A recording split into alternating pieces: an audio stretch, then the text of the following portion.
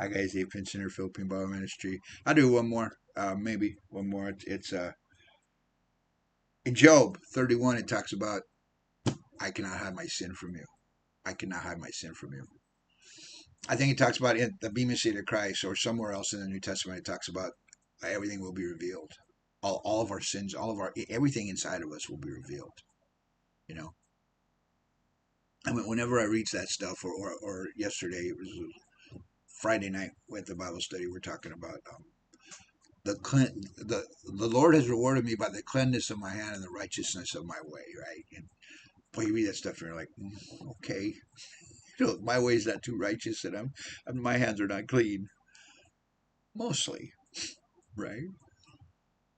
So it's hard because we know that God has a plan for us, and we know that someday at the Beema Seat of Christ, it's called. I talk about it a lot because it's very powerful. When's the last time you heard a sermon about it? People, oh, it's a cursory thing. It's kind of like everything I talk about. I went to some good churches, but they never really talked about with any power the things you should be about in your life. I just did a video about the stationary church and following the people and just being like this. We're good. We got Jesus.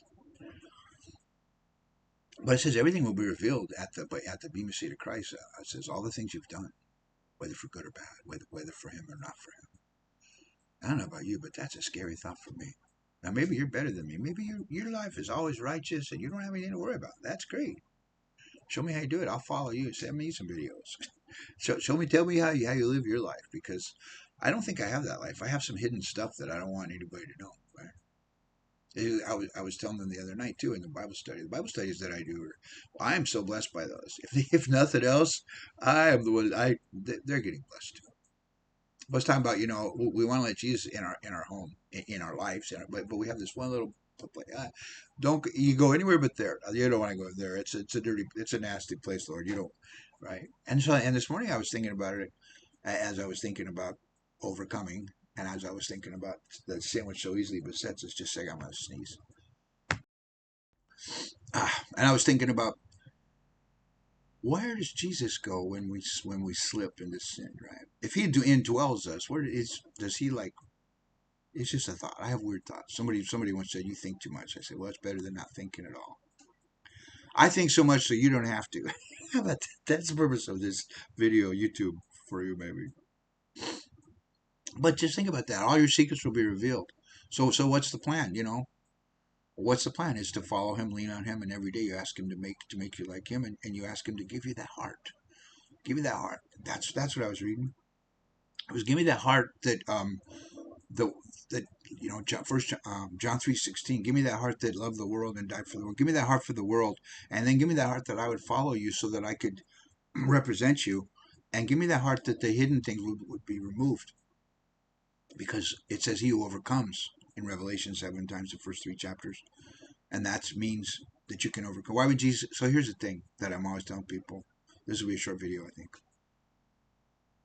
He wouldn't tell us to do something if He didn't want us to do it, and if it wasn't possible.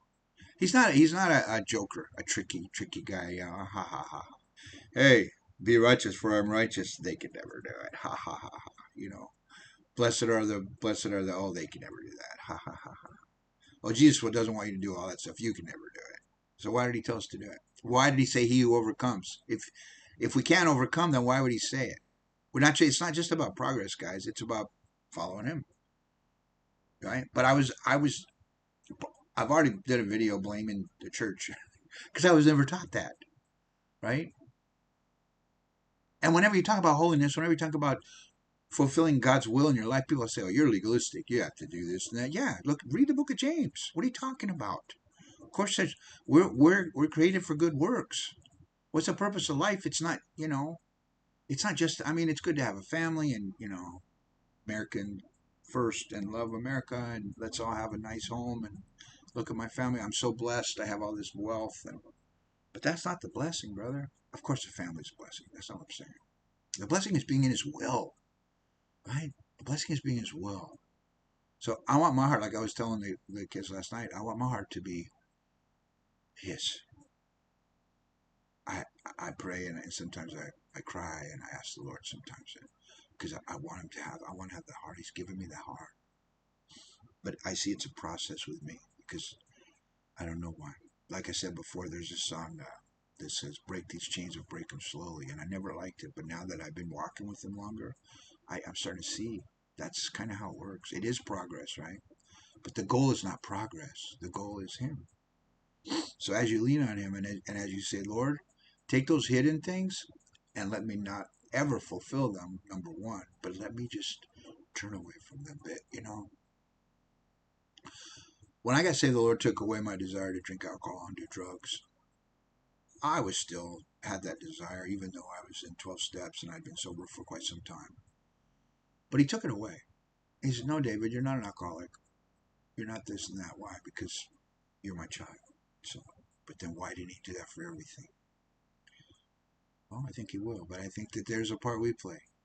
There's a part we play, just like prayer. We're getting ready to do we're almost done with our How to Study the Bible today. Today will be the last one.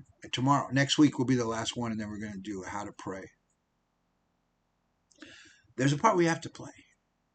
God designed us to play our part. He doesn't just do everything for us. So, Lord, please remove those hidden things, right? Please remove them, and more importantly, because it's not magic, you know, help me to be disciplined. Teach me how to be disciplined. Teach me how to be part of that process. God bless you guys. Ta-ta.